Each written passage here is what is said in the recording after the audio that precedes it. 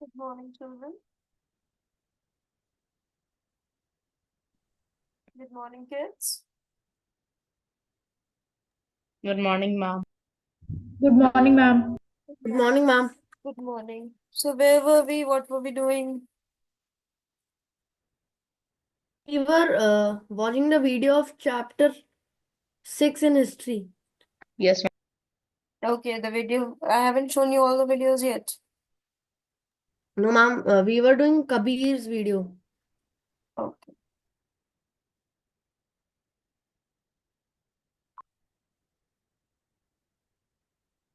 Ma'am, you didn't send the diagrams to be maps to be drawn. Okay, I'll share them today.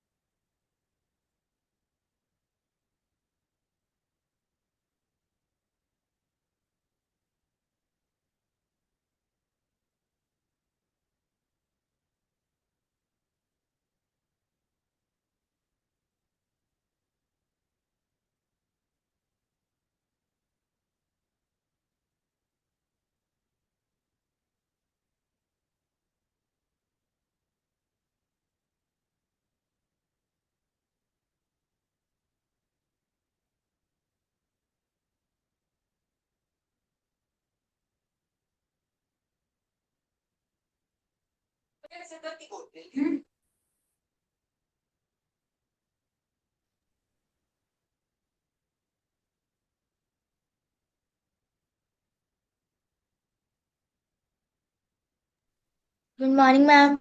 Good morning, everyone.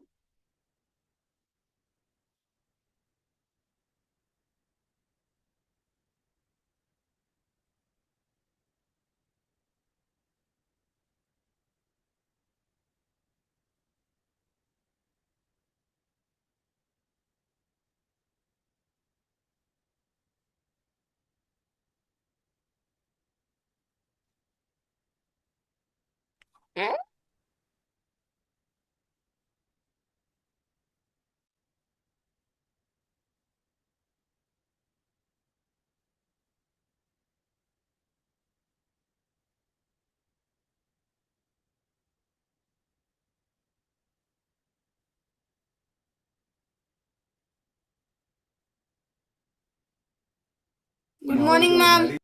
Good morning, beta. Okay. So, as you remember in the previous lecture, talking about the religious reformers of India.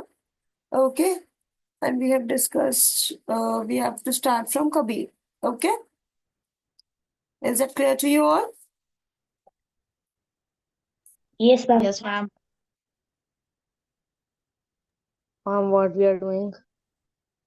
Kindly have a look at the screen, you'll get to know. India has been blessed by the presence of many enlightened souls. We have learned how people in India were drawn to the Bhakti movement, which gave rise to saints like Kabir, Tulsidas, Surdas, Shankardeva, Dadu Dayal, Ravidas, Mirabai, and many others. The Bhakti movement was also instrumental in bringing together people of different religions. People followed the preaching of saints, irrespective of their religion. Let us find out more about one of the Bhakti poet saint, Kabir, who lived around the 15th and 16th centuries. His teachings were profound and Ma'am, do you watch this video? on a lot of believers. Yes, somebody is saying something. Ma'am, I think we have watched this video. We are just revising it from Kabir. Yes, ma'am. But I think the video was not completed. Okay. More than half was completed. 1 minute was Let's left, I think. let's do a quick revision only. There's no harm in revising it.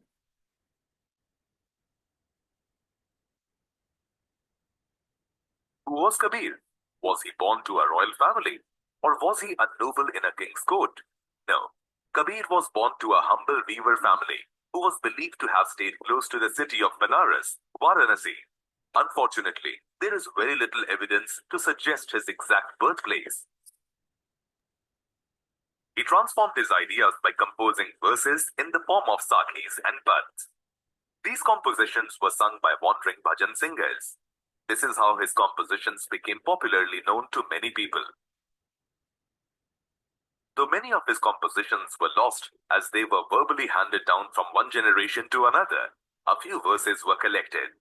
Some of these are also preserved in the Guru Granth Sahib, Panchavani, and Bijak. In fact, his views were so bold and futuristic that they are quoted even to this day. Right? If you remember, like when we read about Guru Nanak Sahib Ji, we'll see ki even in the Guru Granth Sahib Ji, right, the holy book of six, there are certain teachings of Kabir which are also incorporated in that because Kabir was also a Bhakti saint like Guru Nanak Dev Ji. Okay? Hanji, which of the following statements are true about Kabir? Ma'am, Ma'am, A. Sorry, ma'am. Ma'am, A and B. Yes, A and B.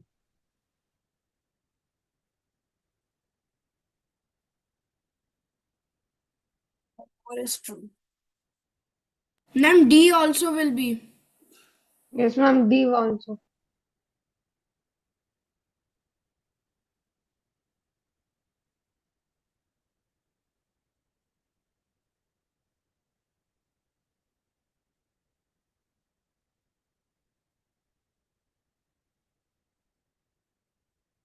Let us now understand Kabir's view on spiritual enlightenment. According to him, irrespective of which God we seek, Ram or Rahim, our thoughts and actions must always be aligned.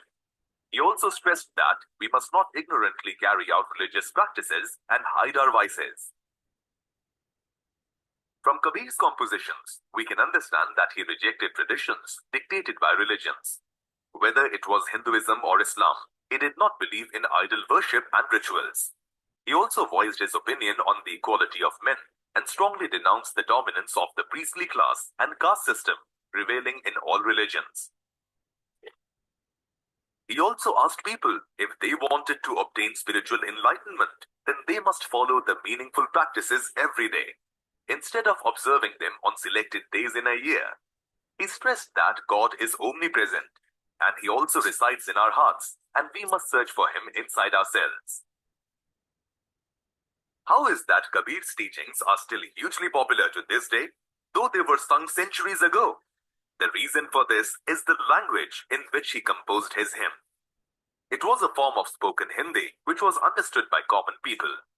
He also sometimes composed in a cryptic language that was not easy to understand. Kabir did not believe in religious discrimination, and his followers belonged to both Hindus and Muslims. Kabir believed that God does not have a form and preached that the only way to attain God was through bhakti. Let's summarize some important points we learned about Kabir in this topic.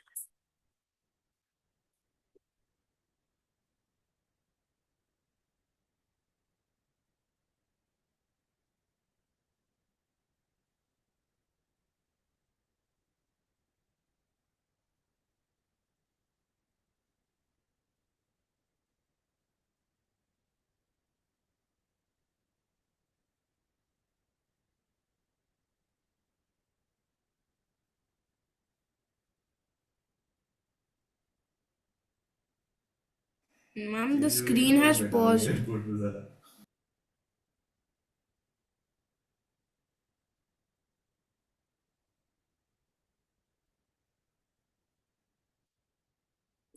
been blessed by the presence of many enlightened souls. We have learned how people. Okay, guys. So that was all about Kabir. Now let's talk about Guru Nanak Sahib Ji.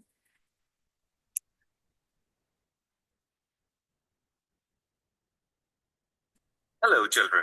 All of us are well acquainted with the name of Guru Nanak, the founder of Sikhism. In this topic, we are going to learn more about his life and some interesting facts. Guru Nanak was born in Talwandi, which is today known as Nankana Sahib, and is located in modern Pakistan. He established his Dera Baba Nanak center on the banks of river Ravi. He composed hymns for his followers to sing while worshipping. All the followers had their meals in a common kitchen without differences of caste, religion, or class. It was called langar, the word we use even today while eating together in the gurudwaras. Now, can you say how Guru Nanak's teaching दीदी सुनो remembered after him? Guru दीदी Nanak did मेरे को खाना works as his successor before his death in 1539. Okay, so he became a Sikh guru after his death. मैं यहीं पे खाऊंगा तो जल्दी दो मेरे को भूख लग रही है Aditya, we all get to know you are hungry, beta, but you could turn your mic off. And you could send some breakfast to everybody's house.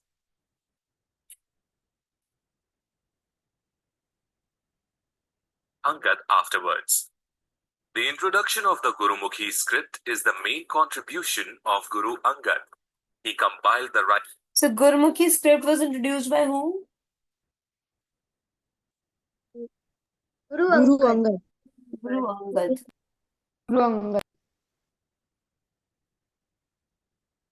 Who became the Sikh guru after Guru Nanak? Guru Angad. Who compiled the writings of Guru Nanak Sahib Ji into Guru Granth Sahib Ji? Ma'am वो Guru Granth Sahib no गुरु गोविंद सिंह हाँ, गुरु नानक जी की सारी writings को किसने उसमें किया है ना, जो उनकी होली बुक है उसमें कंपाइल गुरु अंगद जी ने.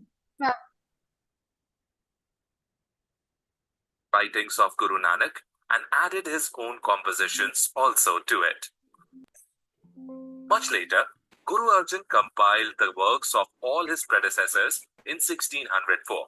With the passage of time, Guys, what's the meaning of predecessors?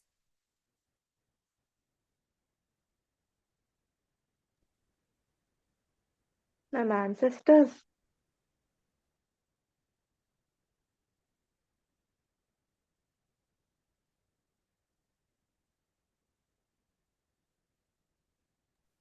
Ma'am, the previous people. Yeah, the people who had ruled before you. the writings of Sheikh Farid, Sant Kabir, Bhagat Namdev, and Guru Tegh Bahadur were added to this compilation. At last, Guru Gobind Singh, who was the son of Guru Tegh Bahadur and also the 10th Guru of Sikhs, completed the compilation. This compilation is today known as the Guru Granth Sahib. The correct pronunciation is compilation, not compilation, right? The compilation of all the teachings of all the gurus, right, is known as Guru Granth Sahib Ji. The holy book of the Sikhs. Now that we have learned about the compilation of the Guru Granth Sahib, let us learn about the evolution of the Sikh community. During the 16th century, the number of followers of Guru Nanak increased. They belonged to different castes, but all of them were householders. Guru Nanak himself did not favor the idea that his followers should leave their work and home. He wanted them to contribute to the general welfare of the community. Later, the town of Ramdaspur, Amritsar, began to take shape by the beginning of 17th century. It was developed around the central Gurudwara that we today call Harmandir Sahib, or the Golden Temple. It had its own administration. By this time, the Sikh community had become very powerful. It had started becoming a threat to the Mughal Empire. Seeing them as a potential threat, Jahangir executed Guru Arjan in 1606. Hence, around this time, apart from the religious activities, the Sikh community had also begun taking an active interest in the politics of the region. Given that Sikhs became politically involved around this time, what major development involving the Sikhs took place? Around this time, Guru Gobind Singh founded the Khalsa Panth in 1699. The followers of the Khalsa Panth did not hesitate in fighting against the Mughals.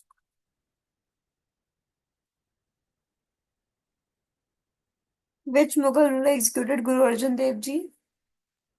Jahangir Jahangir Aurangzeb Decide one. Pick one. Jahangir Jahangir. Jahangir Jahangir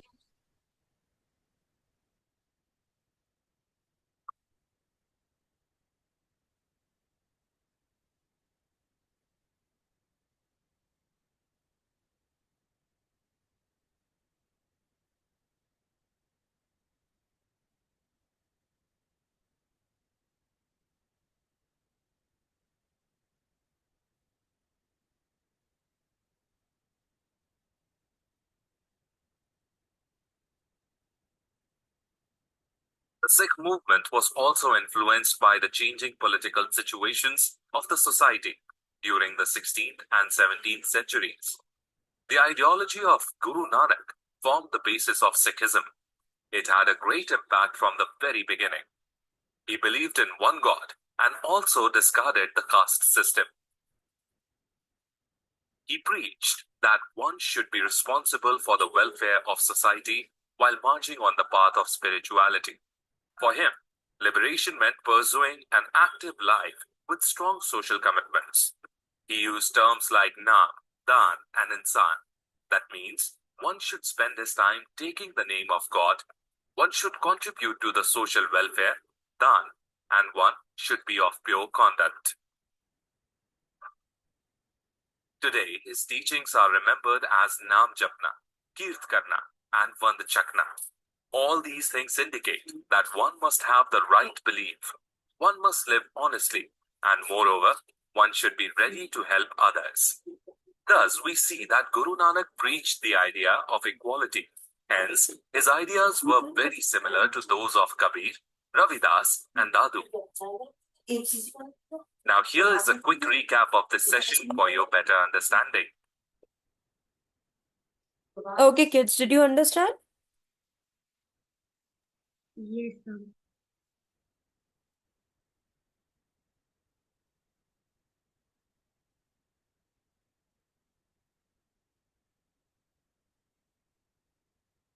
India has always been known as the land of the mystics. Countless invasions could not deprive. What is the meaning of mystics? What do you mean by land of mystics? Ma'am a land with many type of mysteries Mystics कौन होते हैं? fights What?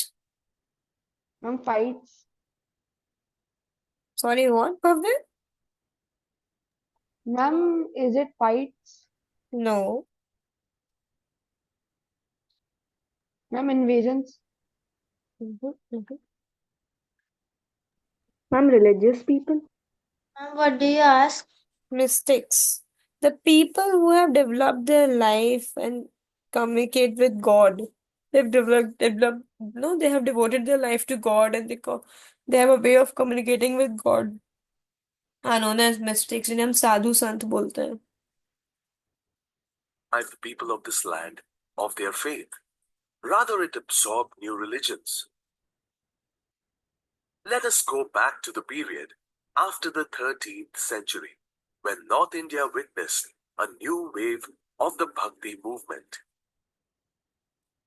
This was a period as Brahmanical Hinduism, Islam, various strands of Bhakti, Nath Panths, Siddhas, and yogis influenced each other.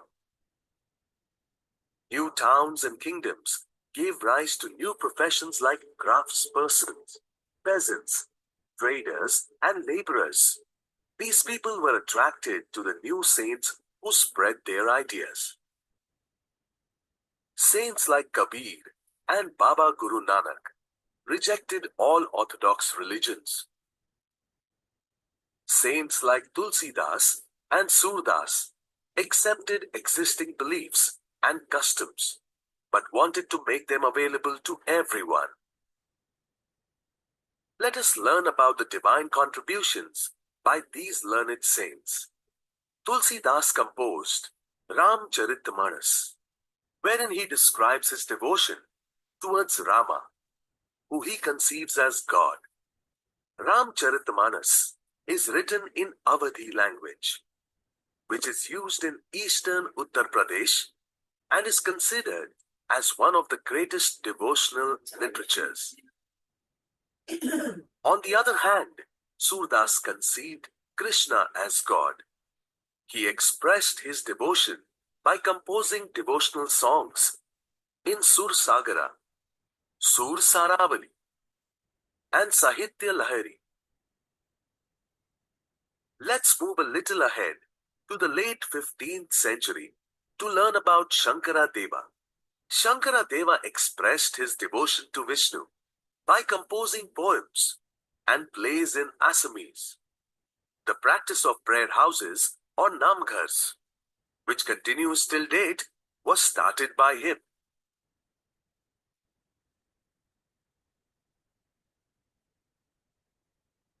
बताइए, which of the following bhakti saints rejected all orthodox beliefs? Guru Nanak Dev, Baba Ma'am, Guru all of Nanak and these. Kabir. Baba Kabir Guru and All of Baba these. Guru Nanak Dev Ji. Ma'am, Ma'am, Baba Kabir and Baba Guru Nanak. C and D. Guru Ma'am,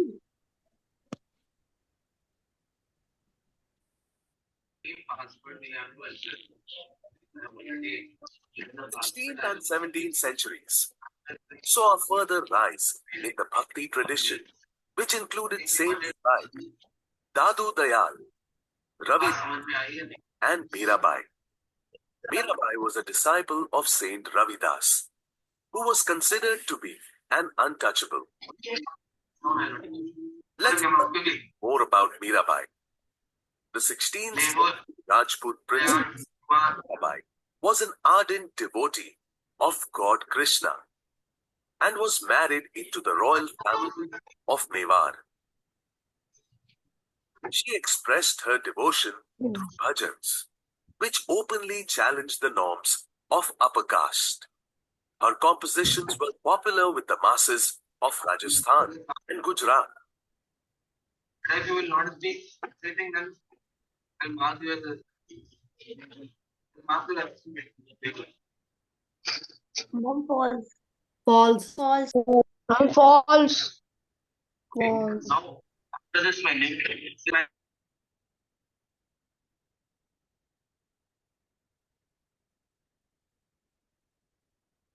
What do you think was the main reason for the compositions of the saints to become so popular? The literary work and compositions of most of the saints were written in local languages. This made it very popular and were verbally passed down from generation to generation. These compositions were conveyed by both women and people belonging to the poorest communities who added their own experiences.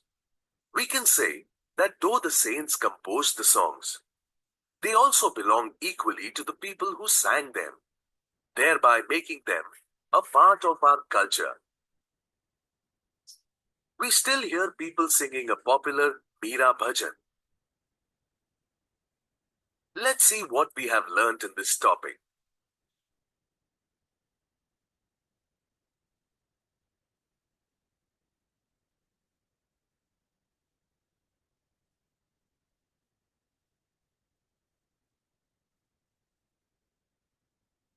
Okay, children. So I hope you have understood this much. India has always Did you Yes, understand ma'am. that we have as seen? land of the Okay, so this is all about what we have seen in the videos. Now we'll start with the reading of the chapter, right? For that, I would request you people to kindly open your books. ma'am, can I read?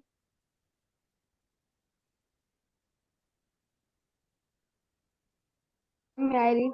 Ma'am, Yes, Bhavya, you can read.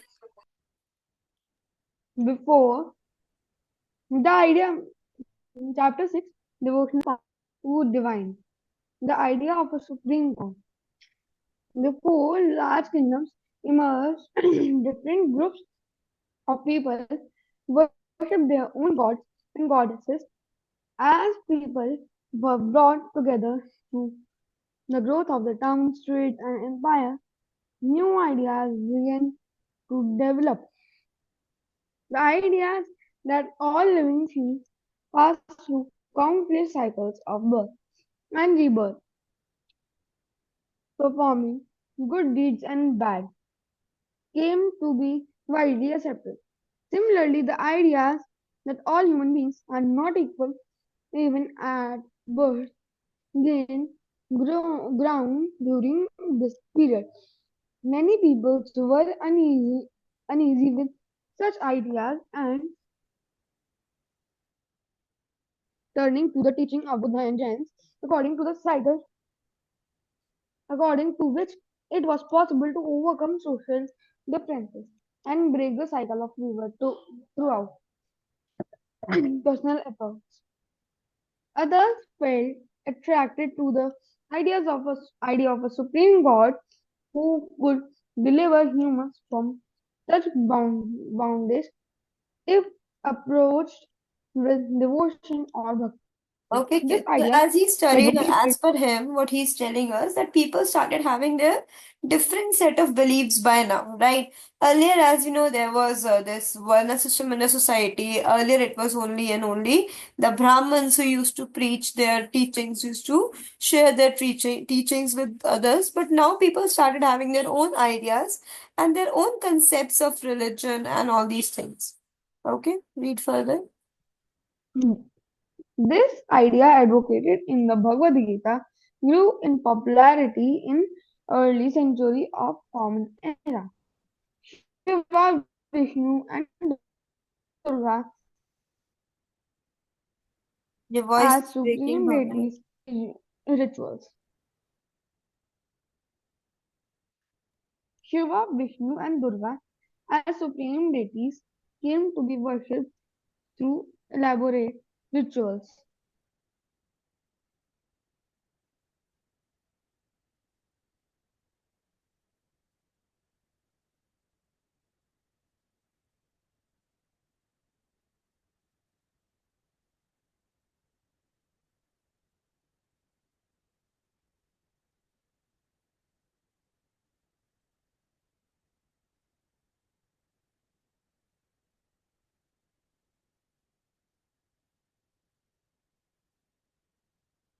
Yes.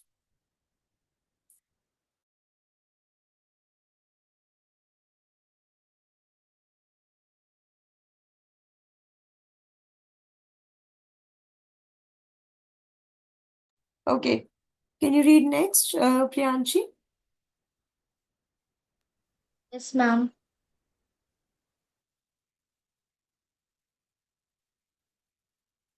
A new kind of bhakti in South India, Nayanas and Alvars. So The stop, 7th please. to Please, 9th. Priyanshi, wait a minute. We have already read about it. Who will tell me who were Nayanas and who were Alvards? Ma'am, can you tell who were Nayanars and Albers? Yes, Sattar. Ma'am, Nayanars were the sons who were devoted to Lord Shiva, while Alvars were the sons who were devoted to Lord Vishnu. Alvards, saints. Okay, correct. Read further. The 7th to 19th centuries saw the emergence of new religious movements led by the Nayanas, saints devoted to Shiva, and Alvars, saints devoted to Vishnu, who came from all castes, including those considered untouchable like the Fulayar and the Panars. They were sharply critical of the Buddhists and Jainas and preached ardent love of Shiva or Vishnu as the path to salvation. They drew upon the idols of love and heroism as found in the Sangam literature, the earliest example of Tamil literature composed during the early centuries of the Common Era, and blended them with the values of bhakti. The Nayanas and Alvas went from place to place composing exquisite poems in praise of the deities enshrined in the villages they visited and set them to music. Okay. So by now, what happened? People started creating their own hymns, right? Having their own set of beliefs, right? And started preaching to God in their own manners rather than the one which we were used to be prescribed by the priest earlier, right? They try to simplify reaching to God and preaching God. They rejected all the elaborate rituals and everything else. Read next. Read further. Can I read? Yes, Athar. Can I read? Yes, beta.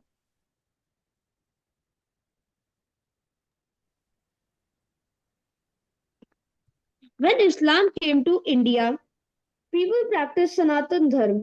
It is based on the collective wisdom of great sages who believed in many paths to achieve salvation. On the other hand, Islam stood for and preached in oneness of God, universal brotherhood, and equality amongst all. It had simple doctrine and democratic organization. Hinduism and Muslim came in close contact with each other as a natural result of its Sufism among the Muslim and Bhakti movement among the Hindus originated. Both these movements broadened their religious outlook. Sufis were in favor of religious toleration. Moinuddin Chishti and Nizamuddin were Sufi sons who preached oneness of Almighty God, toleration of other religions. Saint Kabir, Guru Nanak Dev Ji, Chaitanya, Swami Ramananda, and Mirabai were also some of the pioneers of Bhakti movement. They also preached in oneness of Almighty, toleration towards other religion. The intermixture of different religions and ultimately resulted in the rise of two important movements, the Sufi movement and the Bhakti movement in India.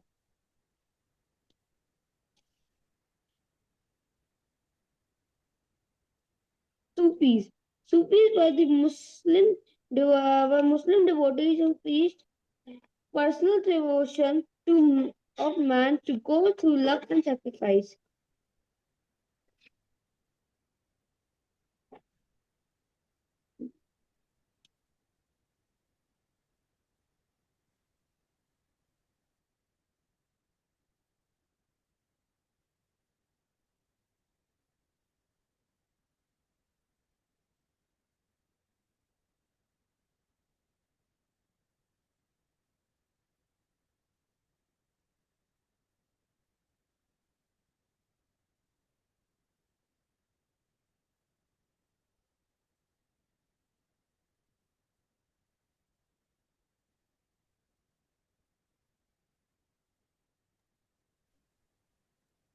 Excuse me, ma'am. Pardon? Your voice is breaking. Excuse me, ma'am. Yes, Athar. Ma'am, I have done reading. Okay, right. So now Athar read about that how like earlier when these people came, India was mainly Indian society used to practice Sanatan Dharma, right? But when the people came from the Middle East countries, right, they brought a new religion to India. Can you name that new religion, children? Islam. Yes, that new religion was Islam, right? And a bit further, you will read that this new religion also gave way to new languages as well. Could you please tell me which new language also came with this religion? Persian. Ma'am, Persian. Right? And then what happened? So these people started creating their own beliefs and all. Now, just like we had Bhakti saints, we also had some saints in Islam who used to preach in their own manner, who used to also discard the elaborate rituals and everything else. Such saints were known as Sufi sons. Sufi saints. What do we used to call them? Sufi saints. Sufi.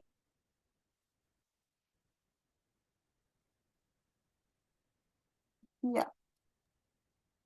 Sure. And they also preached oneness of God, universal brotherhood, and equality amongst all religions, right? Now, Hindu and Muslims in close contact with each other. जिससे क्या हुआ? Sufism among the Muslims and Bhaktis among the Hindus originated, right? Both these movements broadened the religious outlook. दोनों से लोगों का religious outlook बड़ा लोगों ने सोचा कि okay, religion is not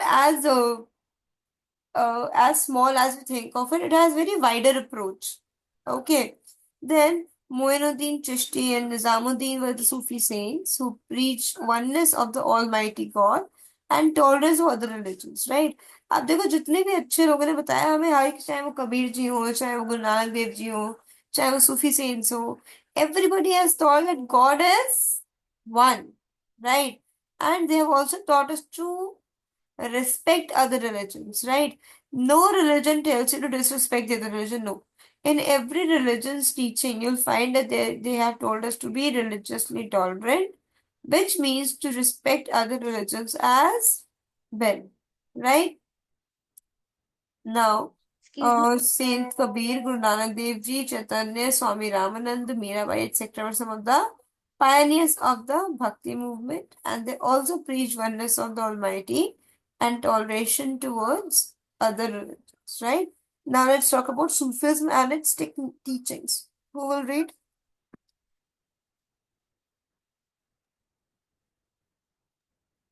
Excuse me, ma'am. Yes. Ma'am, what is the meaning of doctrine? Doctrine means the teachings given by someone. Okay. Yes, who will read next? Aditya Gupta, read.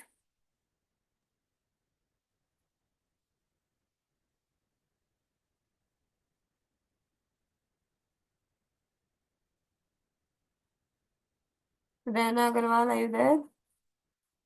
Yes, ma'am. Read better. Okay, ma'am. Sufism and its teachings. Sufis were Muslim saints and mystics. They came from Persia in the 11th century. They did not like fast, feast, and rituals. According them, love and devotion were the only means to reach God. Right, so Following Sufis are also against rituals and fast, just like the Bhakti saints, and they also believe that doing good karma is only way to reach a God. पढ़ो आगे. What is the page Following number? were their main principles. हाँ God ji. is one and all Yes, Aditya. powerful. What is the page number? Page number. Page number is 65.